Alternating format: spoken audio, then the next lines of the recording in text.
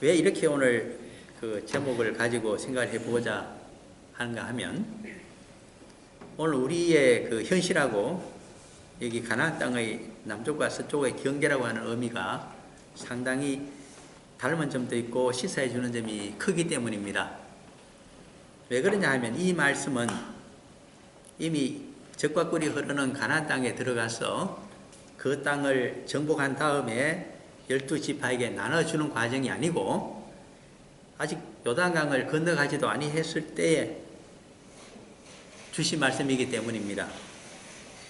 만약에 사람들에게 사실은 이거 이스라엘 12지파라고 하는데, 우리가 이스라엘이 먼저고 거기에 이제 자손이 12지파로 갈라져 있다 하니까 이스라엘 안에 12지파가 있고 12지파 안에 여러 종족이 있고 여러 종족 안에 여러 가문이 있을 것이 아닌가, 그리고 이스라엘은 하나다 이렇게 자꾸 생각하시는데, 사실은 그것은 정치학적인 입장에서 보면 그거는 전혀 잘못 이해하고 있는 겁니다. 왜 그러냐 하니까 고대 사회라고 하더라도 이스라엘이라고 하면 하나의 큰 백성들인데, 이거는 peoples라고 복수로 표현해야 됩니다. 백성들이 모여서 큰 무리를 이루은 것이 이스라엘 자손입니다.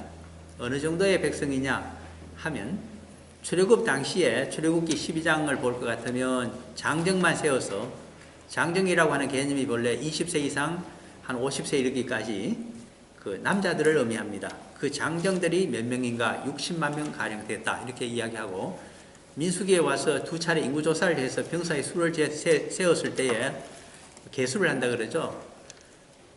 그때가 60만 명에 약간 꼬리가 달립니다.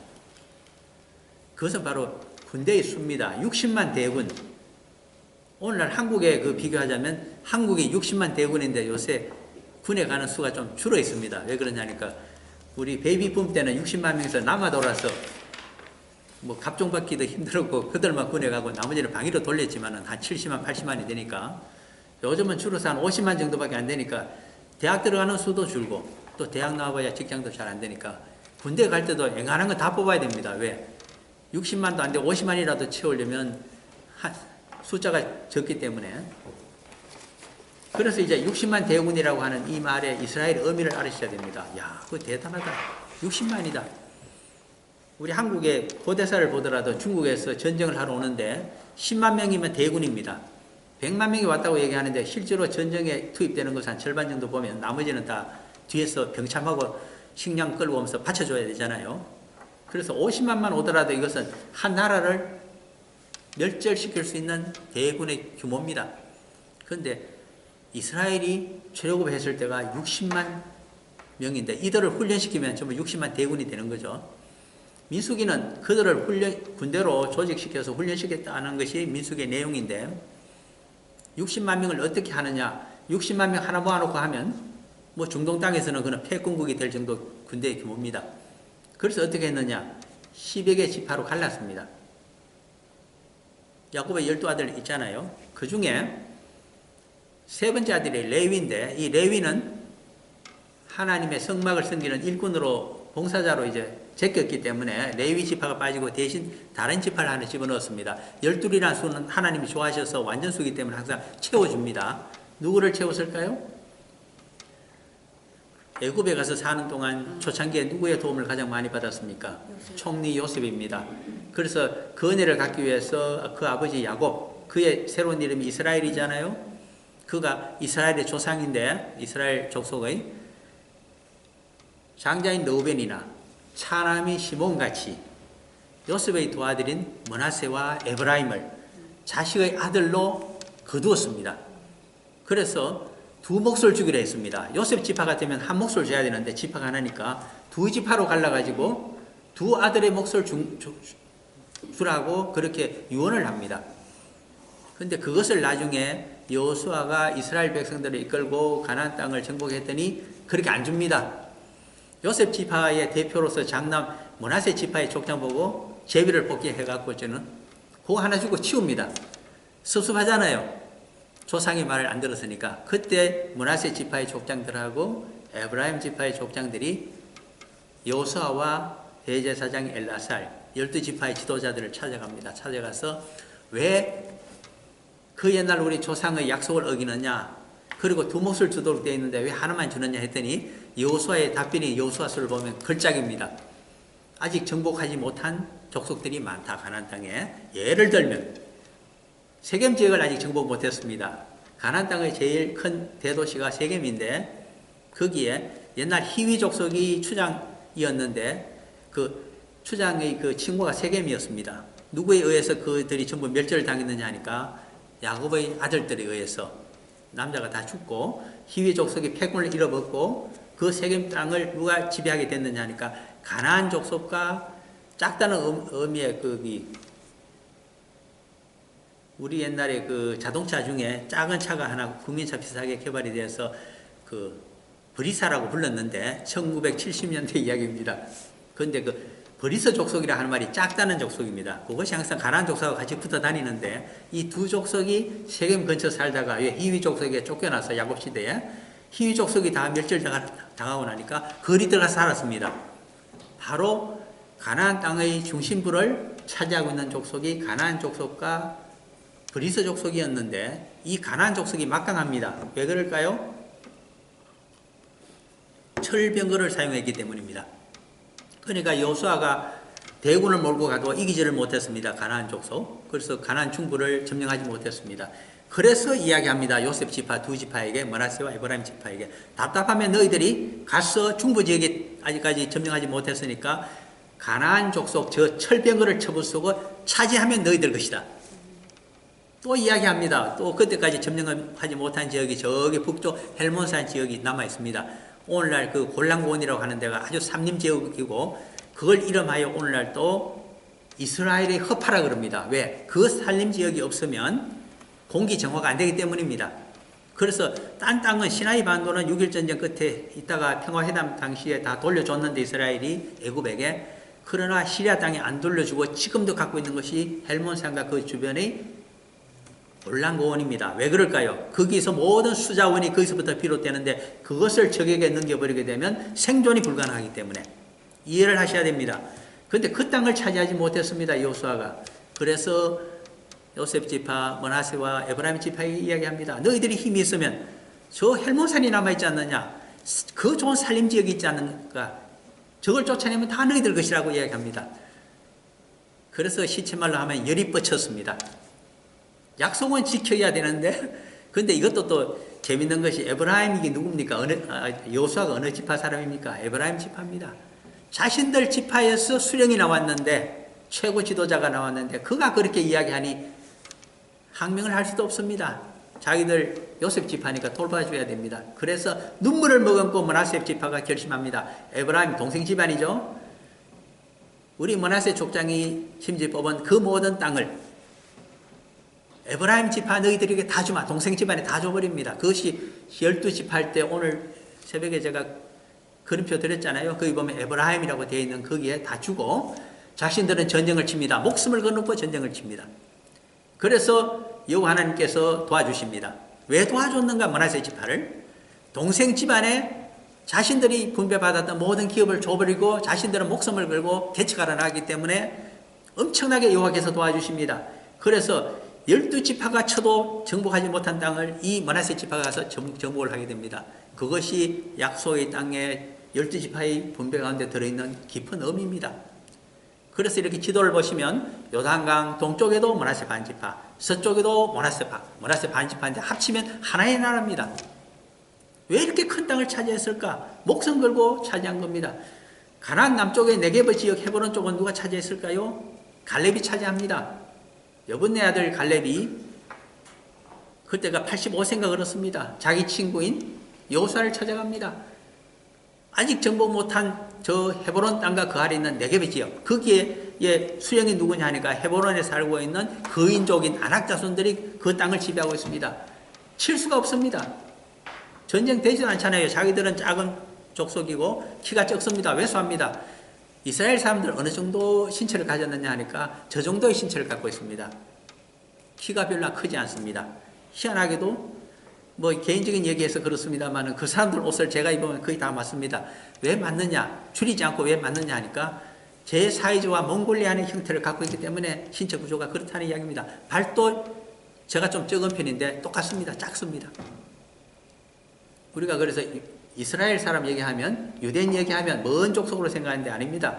몽골리안 중에도 특히 우리 동이족과 굉장히 닮은 신체 구조를 갖고 있습니다.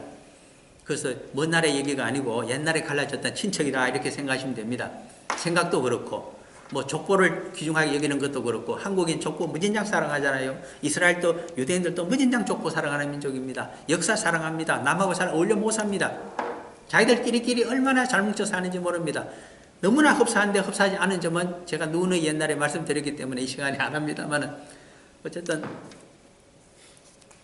그래서 이들이 므낫세가 전쟁을 쳐서 여호와께서 도와주심으로 해서 중부지역 요단강 건너 가나안 땅의 중부지역을 차지합니다.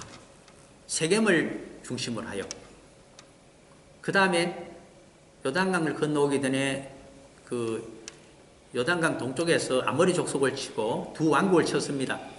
사해 동쪽에는 무엇이 있었느냐 하니까 그 시온 왕국이라고 있었고 아모리 족속의 왕국입니다. 그 북쪽에 오면 야복강을 근처까지 이제 요단강 중심 밑으로 내려오게 되면 거기에서부터 이제 시온 왕국이 거기까지 있고 그 위는 뭐냐 하니까 시내 그 야복강 건너게 되면 그 골란공까지 전부 올라가는 쪽에 바산 지역이라고 해서 바산 그 왕국이 아모리 족속이 피지배민으로 있었는데 그들을 지배했던 자들이 르바임 족속이라는 거인족들이 왕가를 이루고 지배하고 있었습니다.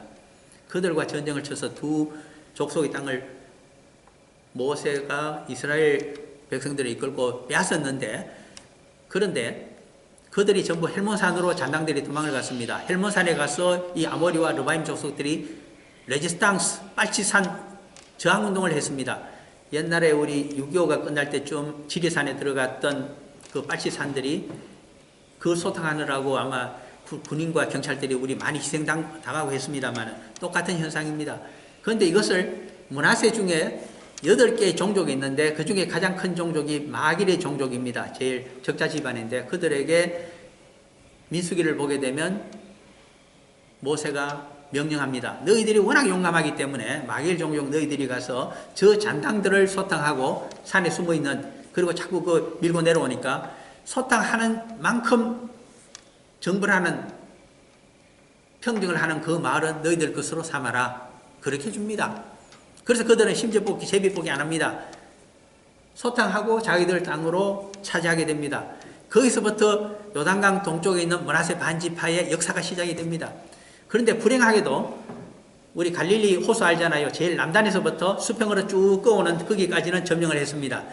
헬몬산과 모든 산지는 그 북쪽에 있습니다. 여기를 소굴을 토벌하지를 못합니다. 자기들 힘으로. 그러니까 항상 불안하잖아요. 언제라도 빨치산이 내려올 수 있기 때문에. 그래서 전전긍긍하는 것을 보고 요단강을 건너갔던 이 므낫세 지파 중에 길랏 종족이라고 두 번째로 큰 종족이 있습니다. 그들이 원정을 갑니다. 헬몬산과 그 골란고원으로. 거기 가서 르바임 족속, 거인족과 전투를 해서 남은 아모리 잔등들과 해서 전부 소탕합니다. 여호와가 그것까지 도와줬습니다. 그래서 이 8개 종족이 있는데 므낫세 지파 중에 큰 2개의 종족, 마길 종족과 길랏 종족이 반지파가 되어서 요단강과 이쪽에 갈릴리 동쪽 지역을 차지해서 므낫세 반지파를 이루고 요단강 서쪽입니다. 가나안 쪽에서는 중부 지역을 전부 차지하고서 므낫세 반지파가 큰 영토를 이루게 됩니다. 왜 이렇게 정확하게 말씀드리냐 하니까 하나를 말씀드리고 싶기 때문입니다. 이와 같이 12개의 지파는 바로 12개의 부족국가라는 뜻입니다.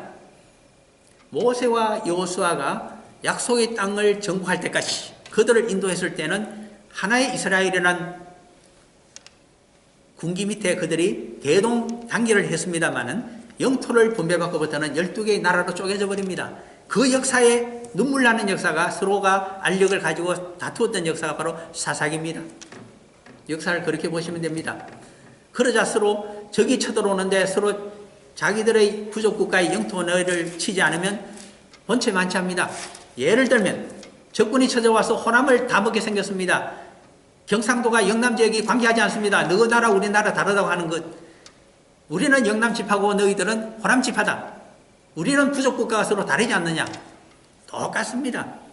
하나님이 보시니까 기가 막혔습니다. 그래서 사사기를 보게 되면 두 군데에 걸쳐서, 물론 사사기를 끝내면서 아직 왕이 없었으므로, 연합을 할 수 있는 동맹의 왕이 없었으므로 12지파가 서로가 부족국가가 되어서 자기들이 사사들이 왕짓을 하면서 자기 멋대로 부족국가 멋대로 살았더라. 이것이 사사기의 결론입니다. 그래서 왕을 구하는 것이 사무엘 상으로 넘어가게 됩니다. 이와 같은 시각으로 보셔야만 됩니다. 오늘 민수기 34장을 하면서 이와 같은 말씀을 모두에 쭉 깊이 들은 이유는 한국의 상황과 이들의 지금 경제 상황이 전부 결부가 되어 있기 때문입니다.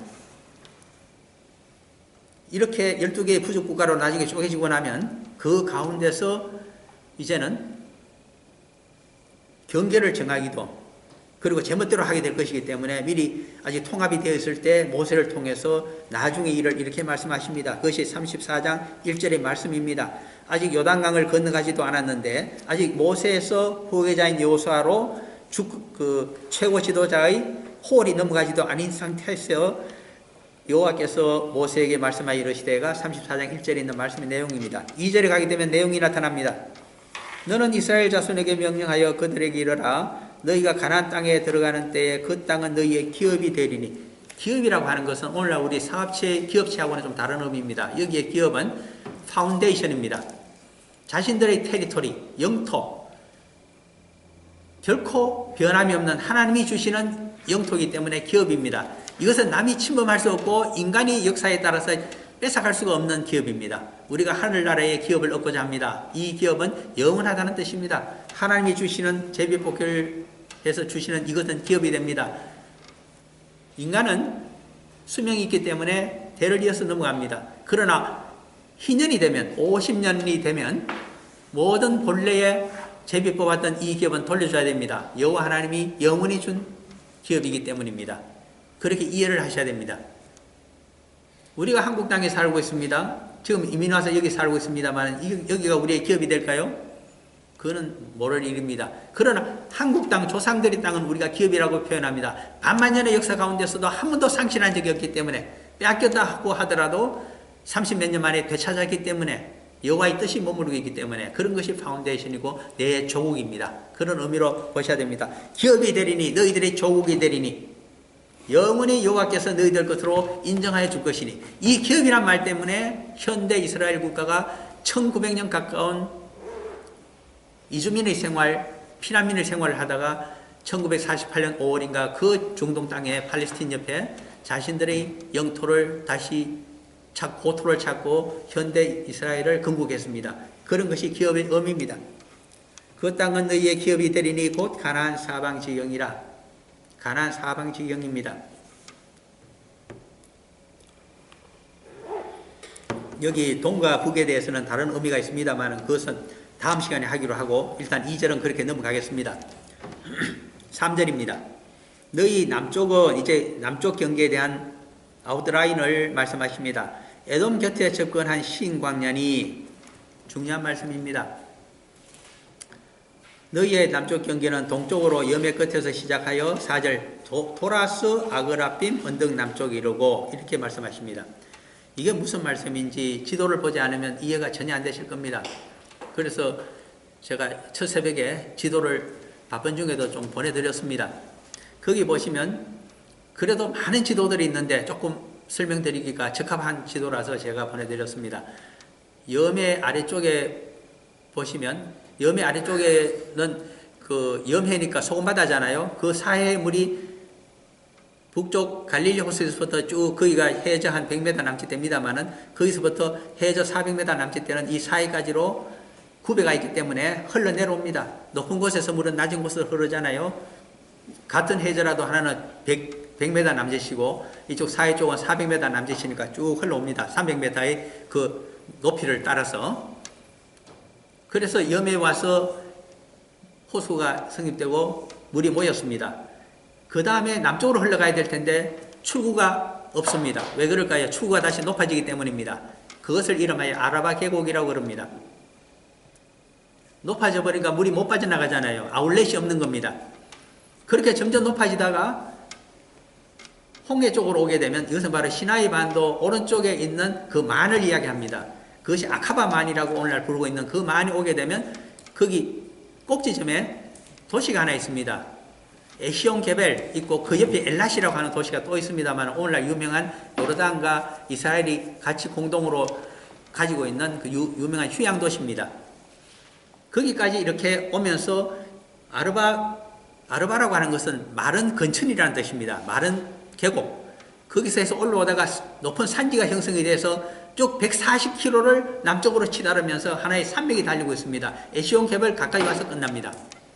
그 산맥이 이름하여 세일 산맥입니다. 우리가 세일산 하는 것이 그 산맥을 이야기합니다. 그 산맥은 굉장히 중요합니다.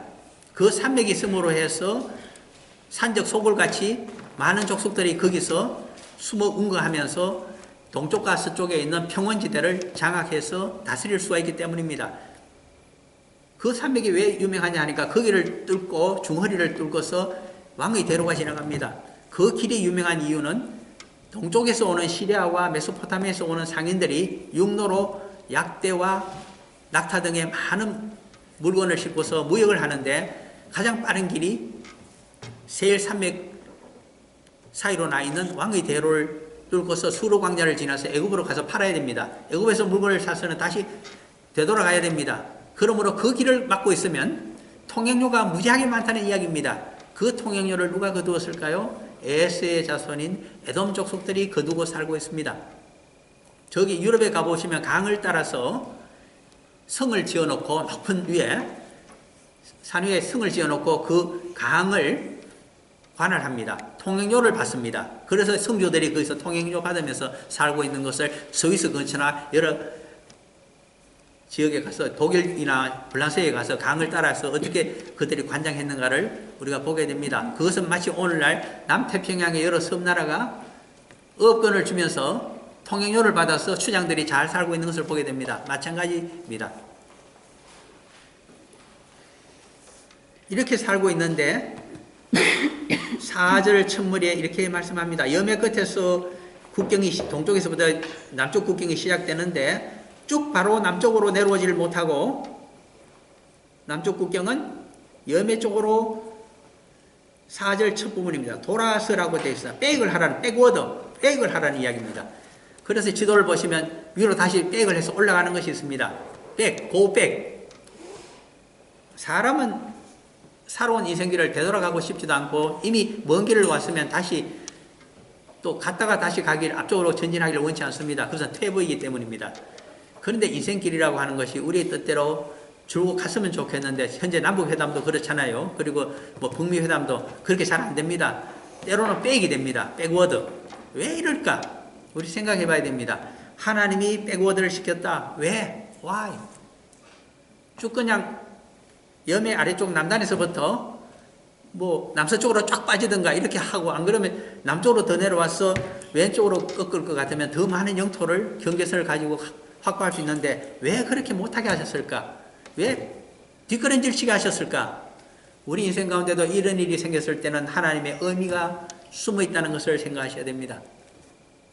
쉬운 말로 누가 그 작곡을 했는데 그것을 이렇게 오선지에 적어놓고 잠시 볼일 보고 왔더니 모르고 그것을 전부 불태워버렸다고 합니다. 청소한 다음에 하녀가 모르고 어떻게 하면 될까요?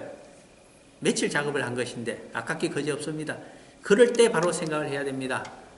왜 하나님이 이것을 태워버리게 만드셨을까? 하나님의 뜻이 있다고 생각하면서 깊이 묵상한 다음에 하나님의 뜻에 순종한다고 하면서 다시 지혜를 달라고 하면서 기도했을 때는 그때 그렸던 오선지의 그 작품보다는 몇 배 나은 작품이 인생 가운데 반드시 리워드로 준다고 하는 것이 하나님 하나의 법칙입니다. 그러므로 잃어버린 것을 아까워하지 마시고 하나님의 뜻에 맡겨버리시고 더 나은 것을 주실 줄 믿습니다 하고 인생을 달려갔을 때는 하나님이 주시는 갑절의 영광과 은혜를 알 수 있다고 하는 것이 우리 인생입니다. 그러므로 낙선했다고 내 인생이 다 되었다고 생각할 것도 아니고 저 사람하고 결혼 못했다고 해서 내가 완전히 인생이 잘못되었다고 생각할 것도 아닙니다. 인생은 끝까지 살아봐야 됩니다. 그 가운데 하나님의 뜻을 발견하고 돌아갈 수 있는 것을 수용할 수 있는 인생이 필요하다는 것을 보여줍니다. 하나님의 큰 뜻은 계속 가게 되면 누구와 마주치기 때문에 그러냐 하니까 에돔 족속과 마주칩니다. 에돔 족속과 마주치게 되면 전쟁을 통해서 그 땅을 뺏어야 됩니다. 하나님께서는 절대로 원치 않습니다. 왜 그럴까? 에돔 족속이 바로 에스의 자손들이기 때문입니다. 그래서 신명기 2장으로 가보셔야 됩니다. 민수기 다음에 신명기가 있습니다. 2장으로 가시면 5절에 나타납니다. 신명기 2장 5절을 같이 한번 읽어볼까요? 그들과 다투지 말라. 그들의 땅은 한 발자국도 너희에게 주지 아니하리니 이는 내가 세일산을 에스에게 기업으로 주었습니다. 에스, 에돔입니다. 그들은 동족입니다. 아브라함의 자손들은 서로 전쟁하고 피를 흘리지 말라. 당군의 자손들은 서로 전쟁하여 피를 흘리지 말라. 고륙상정하지 말라. 동서진영 간에 자유진영과 공산정권이 서로 세계의 패권을 가지고 어른거리며 싸우고 있는데 그 대리전 때문에 전쟁하지 말라. 참으로 어리석은 일이다. 하나님의 뜻이 아니다. 전쟁을 붙이는 자도 하나님의 뜻을 어그러뜨리는 것이요 거기에 말려들어서 고륙상정을 하는 자도 하나님의 뜻을 어기는 것이다. 남쪽 국경에 나와 있는 두 가지 의미 중에 가장 큰 의미가 그것입니다. 그럴 때는 돌이켜라. 너희들 기분에는 한번 싸워보고서 내 뜻대로 관찰하고 싶더라도 양보하고 돌이켜라. 왜? 하나님의 뜻이다. 남북회담이 잘 안 되십니까? 북미회담이 잘 안 됩니까? 제멋대로 북쪽에서 하고 있습니까? 남쪽에서도 서로 자신들의 뜻대로 주장대로 하고자 합니까? 그러나 한 번 더 생각하라. 돌이켜라. 다투지 말라. 양보할 것은 다 양보하라. 그 다음에 주실 하나님의 영광이 크고 리워드가 크다는 것을 기억하라고 하는 것이 첫 번째 도라스라고 하는 말에 들어있는 하나님의 의미라고 하겠습니다. 도라스 그 다음에 가는 데는 그 신을 지나해서 신광야가 나타납니다. 신광야가 나타나는데 여기에 신광야라고 하는 것은 시나이 반도에 또 신광야가 하나 있습니다. 출애굽을 해서 나와서 그때 그 마시지 못할 선물이 있는 지역을 만났습니다. 말합니다. 그 다음에 내려오니까 그 오아시스가 있는 엘림까지 왔습니다. 그 부근에 있는 광야 이름이 신광야입니다. 그것은 다른 이름의 신광야입니다. 정확히 말하자면 그 영어 알파벳으로 얘기하면 SI신입니다. 그러한 신광야가 맞고 여기서 지금 하는 것은 ZIN으로 표기해야 되는 진광야입니다. 그러나 Z 발음을 히브리인들이 잘 못하기 때문에 그래서 신이라고 비슷하게 발음이 나기 때문에 그냥 신광야로 적혀져 있을 따름입니다. 이 진광야는 특색이 돌이 많습니다. 그래서 바위산이 많고 자갈이 많은 동네입니다. 그래서 황폐한 곳입니다. 그 다음에 여기서 더 남쪽으로 내려가면 접경을 맞이하고 있는 새로운 광야가 하나 있습니다. 바람이 아주 황량하고 만주 벌판처럼 그렇게 추운 곳이 하나 있습니다. 거기가 바란 광야입니다. 이렇게 두 개의 광야가 접경을 하고 있는데 바란 광야를 그들에게 주지 않습니다. 신광야를 그들에게 줄 테니 바로 남쪽 국경은 신광야가 됩니다. 근데 신광야 바로 위에 지명이 하나 있기 때문에 그것을 적어놨습니다. 그것이 아그라빔 언덕 남쪽이라고 표현합니다. 아그라빔 언덕이라고 하는 것은 신광야가 시작되는 지점, 염에서 보면 좀 돌이켜서 쭉 오다 보면 거기 언덕 위에 있는 전망대와 같은 곳입니다. 그런데 이 아그라빔이라고 하는 것은 그쪽 말로 뜻을 갖고 있습니다. 아그랍이라고 하는 것은 정갈이란 뜻이고 여기 빔이와 임으로 끝나는 것은 복수를 의미합니다. 그래서 정갈들이라는 뜻입니다. 왜 그런가 하니까 여기서부터 이제는 신광야가 돌이 많은 신광야가 시작되고 바위산이 있기 때문에 거기를 정갈들이 많이 울거리고 살고 있기 때문입니다. 그 위험한 곳을 너희들에게 주겠다. 그러므로 이 아그라빔 언덕 아래에 있는 신광야는 에돔 족속들이 싫어합니다. 정갈이 있는 거기를 누가 살려고 하겠습니까? 돌도 많고. 그래서 에돔 족속이 살지 않기 때문에 여기를 차지하면서 너희들이 이제부터 국경을 끄어간다. 남쪽 국경을. 그래서 쭉 끄어서 서남쪽으로 내려오다 보면 가데스 바네아가 나타납니다. 가데스 바네아라고 하는 말의 뜻은 그 샘물이란 뜻입니다. 거룩한 샘이 있는 곳을 가데스 바네아라고 부릅니다. 옛날에 북진하여 가나안 땅을 차지하기 위해서 모세가 대군을 이끌고 왔을 때 가데스 바네아에 진을 넓게 쳤습니다. 왜? 물이 있었기 때문입니다. 거룩한 샘물이 있기 때문에 가데스 바네아였죠. 이것이 바로 신광야가 시작되어서 바로 가데스 바네아가 있기 때문에 어떻게 보면 바란 광야와 가데스 신광야의 접경을 넘어 있기 때문에 그쪽으로 쭉 이제는 국경선이 그어집니다. 그래서 가데스 바네아 남쪽 신광야 끝까지 해서 쭉 국경선을 꺼서 오면서 오는데 도시 두 개가 나타납니다. 첫 번째가 하살 아달이고 두 번째가 알스몬입니다. 이것은 또 다른 의미를 갖고 있습니다. 하살이라고 하는 말은 마을, 빌리지라는 뜻입니다. 아달은 사람의 이름입니다. 그러므로 아달 종족이 살고 있었는 마을을 이야기합니다. 이 황량한 곳에 신광야 내에 마을이 형성되어 있습니다. 촌락이. 왜 그럴까요? 물이 있기 때문입니다. 그래서 촌락이 형성된 곳입니다. 이 촌락이 있는 신광야 귀하게 있는 그 지역을 쭉 하면서 꺼서 이제 내려갑니다. 내려가서 여기 가데스 바네아가 지도를 보시면 제일 남쪽이 되어 있고 거기서 사실은 이렇게 올라가게 되어 있죠. 하살 아달이 그 부근에 중간에 있었고, 그리고 아스몬이라고 있는 이 지역은 아스몬이라고 할 때 그것도 역시 뼈들이라는 복소로 되어 있는 말입니다. 왜? 뼈들이 뒹굴고 있는 하나의 언덕을 아스몬이라고 볼 수 있습니다. 왜 이 아스몬 언덕이 유명하냐 하면 그 옛날 고대 하나의 그 지명이겠습니다만은 오늘날 정확한 위치는 모른다고 하지만 그러나 학자들이 대체적으로 이야기합니다. 뼈들이 언덕 위에 있고 그 언덕 옆으로 큰 시내가 급류를 타면서 흘러내리기 때문입니다. 그것이 그 다음에 나타나는 5절입니다. 아스몬에서 돌아서 애굽 시내를 지나 바다까지 이르는 애굽 시내. 번역을 영어로 두 가지로 합니다. 어떤 사람은 작은 시내이기 때문에 부룩이라는 말을 사용합니다. 부룩 오브 이집트. 그러나 대체적으로 학자들이 사용하는 것은 부룩이 아니고 리버입니다. 리버 오브 이집트라고 표현합니다. 애굽에 있는 것이 아니고 수로 광야 길 위에 있기 때문에 이렇게 애굽 시내라고 표현합니다. 이 시내가 흘러서 지중해로 들어가게 되기 때문에 지중해를 이거 리버 오브 이집트에 비해서 바다라고 표현합니다. 대해라고도 그 다음에 6절에 부르고 있죠. 자, 애굽 시내. 이제 조금 생각을 해봅니다. 이것은 하나의 국경선의 역할을 담당하고 있습니다. 국경이 되자면 작은 시내라서는 되지 않고 굉장히 사람이 지나가기를, 건너가기를 크로싱하기가 힘들어야 됩니다. 여기가 그렇다는 이야기입니다. 하나의 경류가 형성되어 있습니다. 쉽게 건너지를 못합니다. 그래서 이가 국경이 됩니다. 거기까지를 너희들에게 주겠다. 그리고 지중해 바다로 들어간다. 이제 남쪽을 이야기합니다. 왜 바란 광야를 주지 않고 그 위에 있는 신 광야까지를 줬을까? 또 생각해 봅니다. 바란 광야에 누가 살고 있기 때문입니다. 바란 광야의 지배자가 누굴까요? 창세기를 보시면 나타납니다. 바란 광야에서 고주몽같이 자신의 나라를 세운 자가 나타납니다. 그가 이스마엘이기 때문입니다.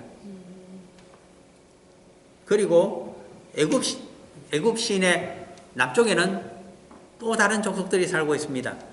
이것을 애굽으로 가는 수르길이 바로 거기를 지나고 있습니다. 두 종족이 살고 있는데 하나가 이스마엘 종족이고 또 하나가 아말렉 종족입니다. 그들이 살도록 내버려 두라. 건드리지 말라. 하나님의 뜻입니다. 왜 이스마엘의 땅을 침범하지 말라고 했을까요? 이스라엘은 나중에 보게 되면 창세기 25장쯤이니까 한번 보시겠습니다. 시간은 별로 없어도 그래도 눈으로 확인을 해 보시기 바랍니다.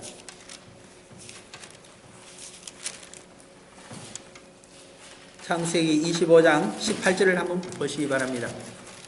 절대로 동족들을 같은 아브라함 자손의 땅을 침범하지 말라고 하시면서 국경을 그렇게 정하십니다. 그래서 바란 광야와 그리고 수르길을 전부 빼놓습니다. 바로 애굽 시내 남쪽을 침범하지 말라고 하십니다. 25장 창세기 18절 같이 봅니다. 그 자손들은 하윌라에서부터 아수르로 통하는 애굽암 술까지 이르러 그 모든 형제의 맞은편에 거주하였더라. 이게 하윌라가 바로 아라비아를 의미합니다. 아라비아 특히 서쪽을 의미합니다. 거기서 살았고 애굽암 술까지를 수르기를 그들이 장악하고 있었는 이유는 무역을 하기 위함입니다. 이스마엘 종족은 미디안 종족과 같이 창세기 37장에 보면 애굽과 메소포타미아, 시리아를 왔다 갔다 하면서 무역을 해서 크게 먹고 살았습니다. 그러므로 거기를 침범하지 말라. 남쪽 경계선을 정하신 이유는 에돔 족속과 이스마엘 족속을 동족과 전쟁을 하지 말라는 뜻이 들어있습니다. 그 다음에는 서쪽을 봅니다. 서쪽은 한 절이었습니다. 6절입니다. 서쪽 경계는 대해가, 이것은 지중해를 의미합니다. 이들은 갈릴리 호수도 바다라고 이야기합니다. 염해도 바다 해자를 사용하고 있잖아요. 그러니까 지중해야말로 상상도 할 수 없이 큰 바다입니다. 그러므로 대해라고 부릅니다. The Great Sea. The Great Sea를 여호와 하나님께서는 너희들의 서쪽 국경이 되리니라고 말씀하셨습니다. 이것은 무엇인가 하면까 The Great Barrier가 된다는 뜻입니다. 이제 그것을 가지고 왜 이렇게 말씀하셨는가 두 가지 뜻을 좀 살펴보겠습니다. 첫째 하나는 지중해 연안에 누가 살고 있는가 하는 것입니다. 애굽에서부터 비옥한 나일강 삼각주가 있고 거기서부터 쭉 해변길을 따라서 올라오게 되면 바로 여기 대해 바닷길을 지나게 됩니다. 그 바닷길 해변길에 지중해 연안을 타고서 쭉 올라와서 나중에 저기 유프라테스 강을 타고 내려가게 되면 이렇게 말굽 모양의 초생달 지역이 형성됩니다. 그것이 중동에서 가장 비옥한 지역입니다. 그러므로 그것은 서로가 차지하기를 원하는 땅입니다. 가나안 땅에 그래서 바다 옆에 있는 좋은 땅을 비옥한 땅을 주어서 주인이 몇 번 바뀌게 됩니다. 예를 들면 블레셋이 그렇습니다. 오늘날 또 팔레스틴하고 이쪽 가자 지구에 살고 있는 그들과 현재 이스라엘이 굉장히 알력을 벌이고 있는 2000년 동안 문제를 일으키고 있습니다. 그 옛날은 어떻게 했을까요? 거기에 본래 가나안 원주민 중에 한 일파가 그 좋은 땅을 장악하고 살고 있었습니다. 그런데 해양 족속들이 쳐들어왔습니다. 쳐들어온 해양 족속들이 바로 블레셋 족속입니다. 그들은 무기 체계도 뛰어났고 그리고 장신들이 많이 있어서 안악자손이라고 해서 거인족들이 많이 들어왔습니다. 그들의 본래 그 조상은 누구냐 하니까 창세기 10장으로 가서 보시면 미스라임 족속, 오늘날의 애굽을 얘기합니다. 거기서 한 갈래가 두 갈래가 나타나는데 가슬루임과 그리고 갑도림입니다. 이 두 갈래가 나타나서 제가 혼자서 얘기하니까 시간 없어도 재미가 없잖아요. 창세기 10장 가셔서 한번 보시기 바랍니다. 10장 14절입니다. 창세기 10장 14절. 빨리 읽겠습니다. 창세기 10장 14절. 바드루심과 가슬루임과 아도림을 낳았더라. 가슬루임에게서 블레셋이 나왔더라. 애굽 족속의 한 갈래가 나일강을 떠나서 바다로 진출했습니다. 그들에게는 장벽이 되질 못했습니다. 지중해가. 그래서 어디 가서 살았느냐 하니까 두 갈래로 나눠져서 살았습니다. 가슬루임이라고 하는 것은 흑해 연안과 이쪽에 지중해 북쪽 연안에 흩어져서 살았습니다. 그래서 학자들은 흑해 주변은 갑바도기아 근처라고 말씀하시는 분들도 있고 어떤 분들은 이쪽에 소아시아 남쪽 다소선 가까운 길리아 쪽에 그들이 해변에 살았다. 그래서 가슬루임이라고 하는 것은 해변 족속, 바닷가 족속이라는 의미를 갖고 있습니다.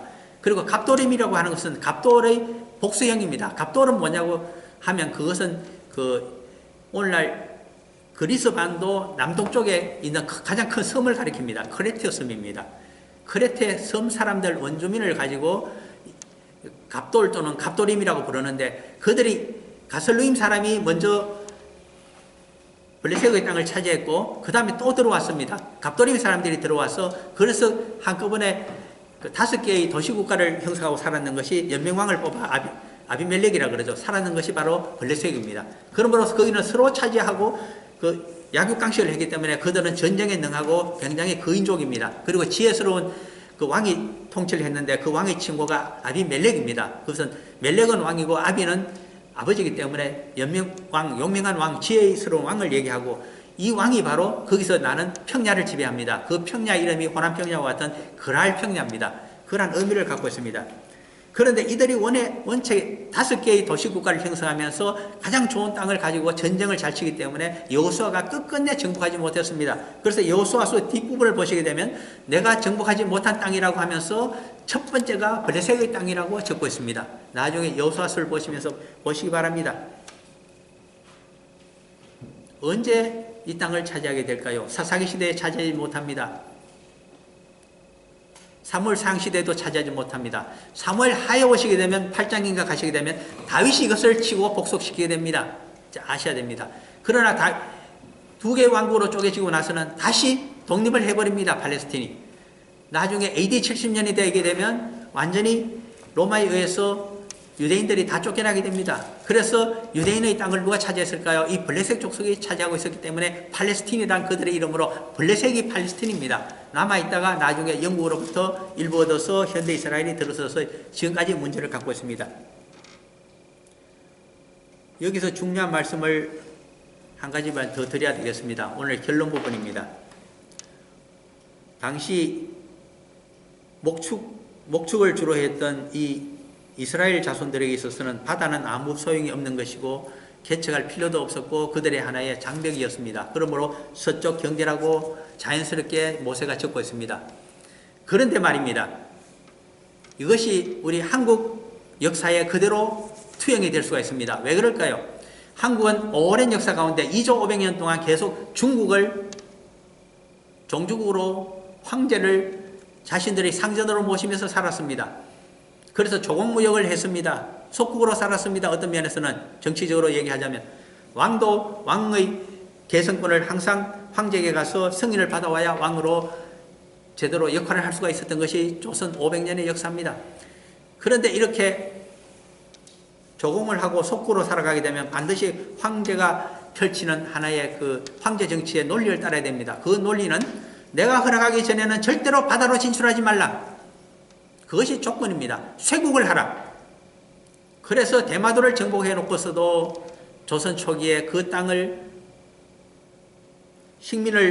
백성들을 보내서 그 땅을 차지하지 못했습니다. 그 땅을 차지하게 되면 중국 황제의 눈밖에 나기 때문에 하지를 못합니다. 그것은 마치 일본에게 있어서 막부가 성립이 되고 쇼궁이라고 하는 그 장군입니까? 장군의 허락이 없으면 해외로 절대로 진출하지 못하게 약 수십 개의 그 다이묘들에게 명령을 내려놓는 것과 똑같습니다. 그것이 쇄국 정책입니다. 그런데 한반도의 역사와 일본의 역사는 사실 그런 것이 아닙니다. 중국이 황제가 쇄국 정책을 함으로 해서 형성된 나라가 아니고 본래 한반도의 경상남도와 전라남도에는 남쪽에는 해양민족이 들어와서 살았습니다. 그들이 사만을 이루고 있었으며 변한 진한 마한입니까? 그들이 본래 남한의 주인이었습니다. 다만 정복민들이 북쪽에서 하나는 북경 쪽에서 해서 동쪽으로 쳐들어와서 남한을 했기 때문에 기마민족이 들어와서 우리의 조상의 한 갈래가 됐고 하나는 시베리아 쪽에서 내려와서 또 기마민족이 쳐들어와서 두 갈래가 전부 정복민이었기 때문에 말을 숭상하면서 기마민족이 정복민이 되고 모든 해양민족은 오늘날 남방 몽골리안이라는 이름 아래 전부 들어가 버리게 되고 서로 2000년 전에 민걸이 되어서 오늘날 우리가 아기를 낳게 되면 하나는 얼굴이 둥글고 하나는 길쭉하게 나타납니다. 길쭉한 것은 어느 쪽 유전자가 하면 북방민족, 기마민족의 유전자이고 얼굴이 둥글고 다리가 짧게 나타나는 것은 남쪽 해양민족의 말레이족을 위시한 이쪽에서 올라온 족속들의 특징입니다. 일본은 다합니다.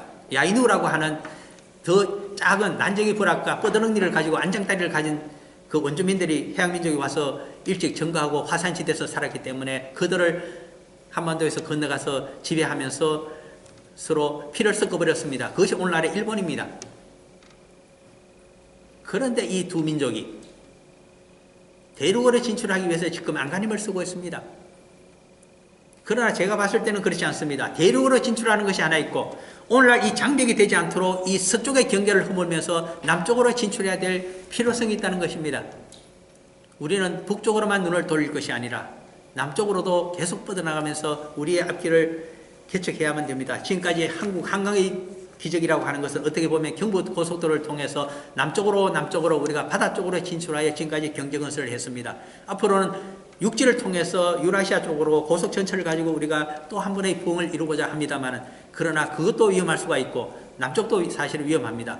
왜? 남쪽은 패권을 태평양은 미국이 쥐고 있고 북쪽은 중국과 러시아가 쥐고 있기 때문에 그렇습니다. 그러므로 우리의 살 길은 무엇인가 하니까 반쪽은 바다로 반쪽은 육지로 거기에서 우리의 살 길이 열린다는 것이고 한쪽만 전적으로 우리가 추진하게 되면 살 길은 절반은 막히게 될 것입니다. 그것이 지금 여기서 볼 수 있는 서쪽 경기가 주고 있는 의미입니다. 이들은 나라가 흩어져서 나중에는 온 유럽으로 지중해 쪽으로 흩어지게 됩니다. 솔로몬과 다윗 시대에는 그 위에 있는 페니키아라고 하는 유명한 해양민족이 살고 있었습니다. 그들과 연합하여서 솔로몬이 국가의 부를 이루어서 엄청난 자본을 집적하는 것도 우리가 열왕기상에서 보게 됩니다. 그러므로 오늘날 우리에게 시사해 주는 것은 두 가지라고 요약을 하겠습니다. 하나는 동족과 절대로 싸우지 말라. 그 일을 위했더라면 백워드 하더라도 뒷걸음질을 치더라도 우리가 물러서고 양보를 하면서 살아가라. 그것이 첫 번째 성경에서 우리들에게 주고 있는 뜻입니다. 이 국경이. 두 번째는 서쪽 국경입니다. 그것은 바다 쪽으로 진출하기를 멈추지 말아라. 어느 하나의 황제를 섬긴다고 하면서 패권국을 섬긴다고 하면서 한쪽 길을 막아버리는 잘못된 선택을 하지 말라. 우리들에게 주고 있는 교훈이라고 하겠습니다. 잠깐 기도하고 마칩니다. 사랑하는 아버지 하나님,